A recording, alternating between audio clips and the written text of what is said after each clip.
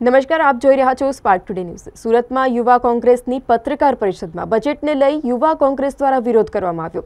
બજેટમાં યુવાઓ માટે કોઈ પણ જોગવાઈ ન કરી હોવાના આક્ષેપો કરવામાં આવ્યા। તો બે ઘર છોડી એક ઘરમાં યુવાન ગ્રેજ્યુએટ તેમ છતાં પણ બેરોજગાર હોવાના આક્ષેપો કરવામાં આવ્યા। તો આ સાથે જ કોંગ્રેસ દ્વારા રોજગાર પત્ર બહાર પાડવામાં આવ્યું।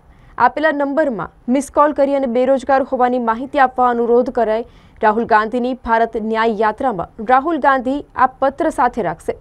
2024માં કોંગ્રેસ યુવાઓની બેરોજગારી ઉપર ચૂંટણી લડશે તેવું જણાવ્યું હતું। મેહુલ દેસાઈ, પ્રમુખ સુરત શહેર યુવક કોંગ્રેસ, આજની આ પ્રેસ કોન્ફરન્સ એક રોજગાર આપો ન્યાય આપો એનું લોન્ચિંગ કરવામાં આવ્યું છે સુરત શહેરની અંદર, અને આ ઓલ ઇન્ડિયા યુવક કોંગ્રેસ દ્વારા યુવાઓ માટે ન્યાય યાત્રા રાહુલ ગાંધી જે કાઢી રહ્યા છે એના માટે યુવાઓને જોડાવા માટે દરેક શહેર જિલ્લાના જ્યાં જ્યાં યુવાઓને અન્યાય થયો છે એના ન્યાય માટે આજે રાહુલ ગાંધી એક પદયાત્રા કરી રહ્યા છે।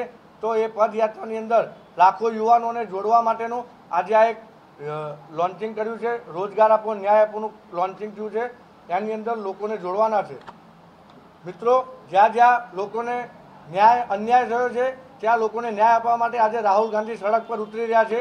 યુવાઓ સાથે આજની હાલતની અંદર જ્યાં જ્યાં ઘણી જગ્યાએ પેપરો ફૂટ્યા છે, જ્યાં જ્યાં યુવાઓ સાથે અન્યાય થયો છે, તદ્દન ખોટી વસ્તુ છે।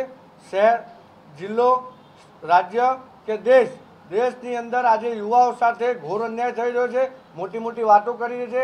હાલમાં જે બજેટ પાસ કરી રહ્યું છે તે બજેટમાં પણ યુવાઓ સાથે ખૂબ જ અન્યાય થઈ રહ્યો છે।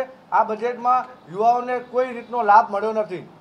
તો આજે અમે સુરત શહેર યુવક કોંગ્રેસ દ્વારા આ એક લોન્ચિંગ કરીએ છીએ, રોજગાર આપો ન્યાય આપો, અને આના થકી રાહુલ ગાંધીની ન્યાય યાત્રામાં તમામ યુવાઓને, દેશભરના યુવાઓને આમંત્રિત કરીને આ ફોર્મ ભરીને યુવાઓને આ યાત્રામાં જોડવાનો પ્રયત્ન કરશું। અંગોની સુરત શહેર youth Congress media coordinator chairman તરીકે આપ સૌનો ખૂબ ખૂબ આભાર માનું છું।